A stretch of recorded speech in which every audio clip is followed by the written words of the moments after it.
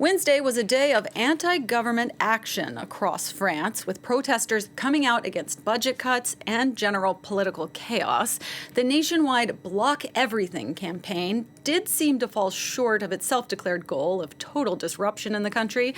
But in some areas, there was smoke, flames, and tear gas in the streets, and 80,000 police officers were deployed, breaking up barricades and taking hundreds of protesters into custody. It's a challenge to President Emmanuel Macron, and the day turned Sébastien Lecornu's first day as prime minister into a baptism of fire. For more on the Block Everything campaign, we welcome Ariane Bogain to the program. She is a professor of French politics at Northumbria University in the UK. Thank you so much for joining us here on France 24. Can you just help us understand first, who are these people coming out into the streets? Are they affiliated with any particular movement or party? Well, it's a bit nebulous. It started as it started on social media from far-right kind of accounts. It was then co-opted by Mélenchon, the leader of LFI, the radical left party in France. And studies last week showed that they are more politicized than the Yellow Vests were in 2018 to 2019, and they tend to be mainly from the left, mainly from the radical left.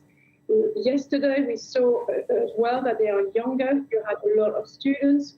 They tend to be left overall, but we also had veterans, so to speak, Yellow Vests that were there. But it seems to be far more left-wing rather than what the Yellow Vests were, which was, nobody was really sure what they were. Right, because I think for a lot of viewers watching and hearing about this, they might be thinking, did this have anything to do with the Gilets jaunes? Is this the Gilets jaunes movement part two? Yeah, it is linked to the Yellow Vest in the sense that the triggers are the same: economic, social, political grievances, the distrust of the institution, the diffidence against politicians, the desire for a better life or a different system. The difference is more sociological and political: younger, more educated, and more to the left. For now, because what we don't know is whether yesterday was a one-off or whether it's going to spread and snowball into something bigger like the Yellow Vest did a few years ago. Right. There did seem ahead of these protests to be an expectation that it was going to be bigger. And depending on what area of Paris you were in, you might not have seen anything at all. So was this not as big or dramatic as people expected it to be? Yeah, I think we have to be careful here because it is a grassroots movement that started on social media. So to have nearly 200,000 people is actually quite a decent number. It's higher than was anticipated because the security forces thought it would be probably 100K. It was 200K.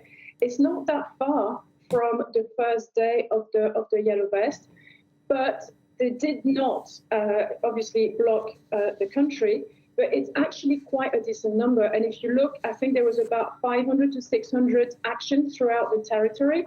So it does show that there is anger in the country. Yes, they haven't achieved, 1 million like we saw, in the demonstration against the pension reform a few years ago. But as a grassroots movement, it's not a bad start. The real question is it a one-off or will it continue? Mm-hmm. So what are we hearing from political leaders on the left and right? Are they categorizing this as a success? I think the left is. I was listening yesterday to some of the left leaders, and they were quite happy with how it went. The trade union, CGT, was quite happy as well. But I think for a lot of parties, they are more focused on the new prime minister that was announced on Tuesday, or was it Monday? I forgot. And more on the, what's going to happen with a new government that on this particular, on what happened yesterday, because it didn't feel as if the country, was in turmoil. There were people, there were action, but it wasn't, it wasn't as violent, for example, as it could have been. And therefore, I felt that the reaction was quite muted. And finally, quickly, I was wondering, could you tell us your thoughts on the government and the police response? It does feel like the police took past experiences and maybe responded differently than they have in the past. Yeah, you're totally right here. I think it's the legacy of the Yellow Vest, and they really went hard on it. We had martial sounding statements from the Interior Minister beforehand.